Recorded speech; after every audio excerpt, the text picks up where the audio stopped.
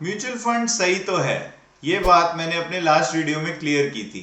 अगर आपने वो वीडियो नहीं देखा तो डिस्क्रिप्शन में मैं उस वीडियो का लिंक डाल दूंगा, आप जरूर देखिए। कुछ लोगों के सवाल मेरे पास आए कि हमें कौन से फंड में इन्वेस्ट करना चाहिए या फिर इन्वेस्ट करेंगे कैसे, जो कि बिल्कुल सही सवाल है।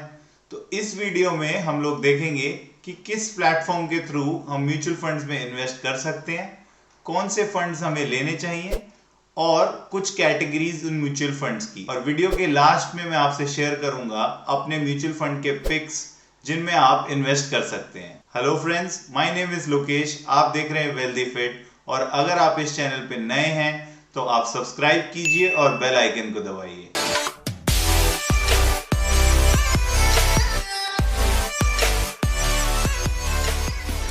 म्यूचुअल फंड कंपनीज ने आपको कंफ्यूज करने के लिए इक्विटी म्यूचुअल फंड्स की बहुत सारी कैटेगरीज बना रखी हैं। चलिए इनको समझने की कोशिश करते हैं। पहली कैटेगरी है स्ट्रैटेजी बेस्ड फंड्स। इसमें एक स्ट्रैटेजी फॉलो की जाती है या फिर एक सेक्टर या थीम के हिसाब से इन्वेस्ट किया जाता है। एग्जाम्पल के तौर पे आईटी सेक्टर या फार्मा सेक्टर के स्टॉक्स में इन्वेस्ट करने वाले funds strategy based funds, thematic funds या फिर सेक्टर बेस्ड फंड्स होते हैं। सेकंड कैटेगरी है मार्केट कैप बेस्ड फंड्स।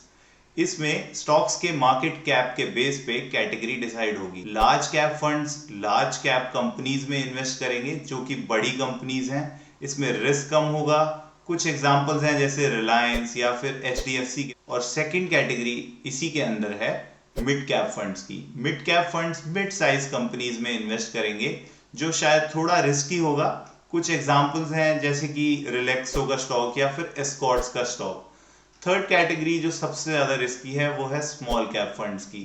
इसमें स्मॉल कैप कंपनीज में इन्वेस्ट किया जाएगा जो आप शायद नाम नहीं सुन पाते हैं जनरली, लेकिन लॉन्ग टर्म में रिस्क के साथ रिटर्न्स भी ज्यादा हैं। कुछ कंपनी जैसे कि थायरोकेयर या फिर नेस्को इस फंड्स के एग्जाम्पल हैं। चौथी कैटेगरी इसी के अंडर एक मल्टी कैप फंड है। उसमें इन तीनों कैटेगरी से फंड्स उठाए जाएंगे, लेकिन जो एक्सपर्ट्स हैं वो इसको रीबैलेंसिंग करते रहेंगे। थर्ड कैटेगरी है टैक्स सेविंग फंड। ये अपने आप में ही कैटेगरी है क्योंकि इन फंड्स में इन्वेस्ट करके आप अपना टैक्स बचा सकते हैं।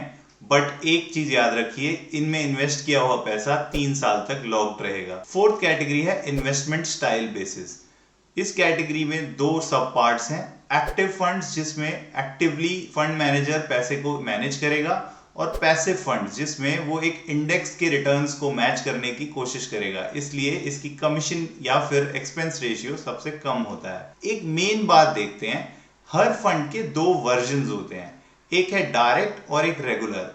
इनमें क्या डिफरेंस है? सबसे मेन डिफरेंस ये है कि जो रेगुलर फंड्स हैं उसमें एजेंट का कमीशन और म्यूचुअल फंड का कमीशन दोनों मिला हुआ है, इसलिए उनका एक्सपेंस रेशियो ज्यादा होगा।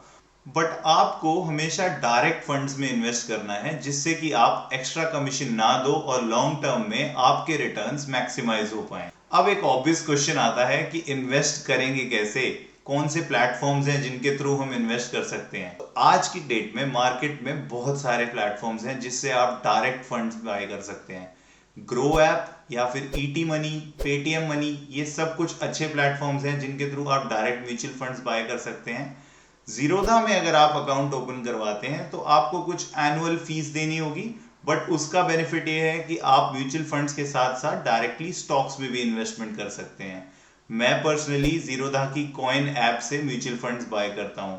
मैं डिस्क्रिप्शन में एक लिंक डाल दूंगा जिसके थ्रू आप जीरोधा में अकाउंट ओपन करवा सकते हैं। फंड के कैटेगरीज तो देख लिए और ये भी देख लिया इन्वेस्ट कैसे करेंगे, लेकिन ये सब बहुत ज्ञान वाली चीजें हो गई। हमें तो बस यही चाहिए कि कोई ऐसे म्यूचुअल फंड्स बता दे जिसमें हम इन्वेस्ट करें और हमारा पैसा बढ़ता रहे, वो भी ठीक है। मैंने आपको वीडियो की स्टार्टिंग में कहा था कि मैं अपने कुछ म्यूचुअल फंड के पिक्स शेयर करूंगा। ये मैं इस बेस पे सजेस्ट कर रहा हूं कि आपका इन्वेस्टमेंट होराइजन या फिर टाइम पीरियड कितना है। अगर 10 साल के इन्वेस्टमेंट होराइजन से आप अपने म्यूचुअल फंड में इन्वेस्ट करना चाहते हैं तो axis small cap fund best रहेगा। अगर आप 5 साल के होराइजन से कोई फंड देख रहे हैं तो आप मेरे asset blue chip emerging fund को चूज कर सकते हैं, ये अपनी कैटेगरी में बेस्ट परफॉर्मर है। लेकिन अगर आपका होराइजन 3 साल का ही है तो आप UTI Nifty 200 momentum 30 index fund में इन्वेस्ट कर सकते हैं। ये भी एक बहुत बढ़िया फंड है। अगर आपका होराइजन 1 साल या उससे कम का है तो आप किसी भी अच्छे लिक्विड फंड में अपने पैसे को पार्क कर सकते हैं। ये एक सेविंग्स अकाउंट से बहुत बेटर है। अगर आपको ये वीडियो पसंद आया तो इस वीडियो को लाइक कीजिए और इसे अपने फ्रेंड्स के साथ शेयर कीजिए। सी यू इन नेक्स्ट वन।